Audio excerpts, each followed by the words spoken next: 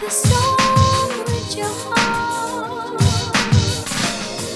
Play the storm with your heart. All right, let's see what we got here on the list. We have, final topic. We're going college football. I believe these are the 4 best QBs that are going to go to the draft in 2025. Cam Ward, Shedeur Sanders, Carson Beck, and Quinn Ewers. Listen, Quinn Ewers, I wasn't high on Quinn Ewers last year. He's playing some good ball. He's playing some good ball this year. I can't even lie. So, your opinion, just give me your thoughts on these 4 QBs. How do you rank these 4 QBs, and Honestly, who would you want? Like, let's say the Cowboys need a quarterback. Who would you want the Cowboys to draft as your next quarterback for the future? Now, I can't really speak on Cam Ward that much. I haven't seen. I haven't watched. Okay, go ahead. I can give you a good. Okay. So, like, the thing with Cam Ward, I think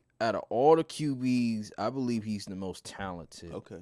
Just watching the game against Florida, I was a bit skeptical of him at first because, one, a big no-no, throwing across your body, that's a big no-no. But he's so gifted that he can just do it some Mahomes type-ish. He has that ability like Mahomes where he can throw across his body and be accurate, but he was doing it so much during that game, and he was so cool, calm, and collected, like it didn't bother. And I'm like, you just did what you should never do as a QB, and he was just like, whatever. With Cam Ward, he can run, he can scramble, he can improvise, which is great. I need to see more of him in the pocket and in structure, and I need to see what he does when there's a lot of pressure.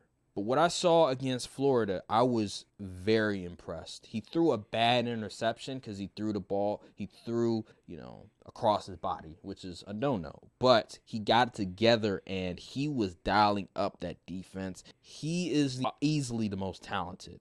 Shedeur Sanders, I would say the way he plays the game, my problem with Shedeur isn't necessarily on the field. It's when he's off the field. As a leader, yeah. I don't think he's a good leader. I was watching a video of it was during the off season. It was Cam Ward and Shedeur Sanders because they both work out together during the summer. Yeah, and there was like a clip. I don't know how much to make of it, but you can tell the difference in maturity between Cam Ward and Shedeur in terms of how they approach things.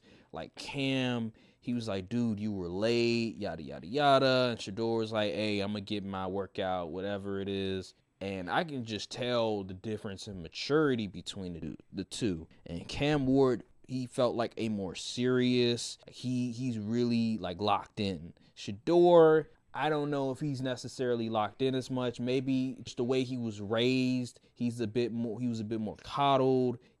A lot of stuff was given to him, and you could tell he wears it in his sleeve. That's just how I look at things. Like, I think with Shedeur, he's been through so much adversity in college because he's been on bad teams, because he's never had good old lines, that on the field, I think his game translates better to the NFL. Like, the first game, although it was, I forget the team that they faced, whatever team they faced, there was a lot of pressure was coming towards him, but he was still standing in the pocket and delivering the football with incredible accuracy. Cam Ward hasn't really had to deal with that too much, so that's where I'm still a bit skeptical. With Quinn Ewers and with Carson Beck, their teams are loaded. Yeah. So they're going to have time in the pocket to do whatever they want. They do make the right decisions. That's why they're rated so high, but I wouldn't say they're more talented than Shedeur or Cam Ward. So that's where I'm at with those QBs.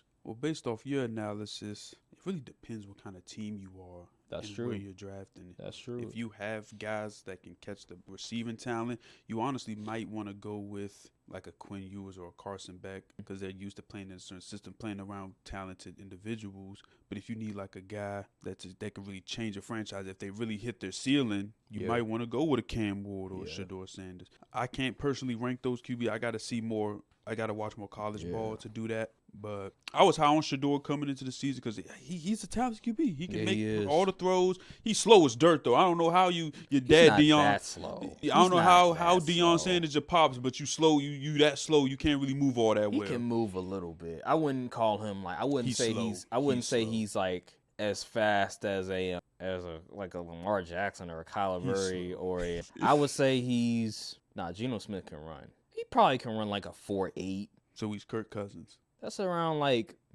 a Baker Mayfield range, Sam Darnold. Like he runs probably a 4.8. I mean, Josh Allen ran like a 4, like around that range too. He wasn't, but he's like big. So I mean, Patrick Mahomes runs like a 4.8. Yeah, so I think he's around a 4.8. Yeah, my biggest problem with Shedeur is his leadership. Like you can't go on a post game press conference and throw your O-line under the bus. Like those dudes got to block for you.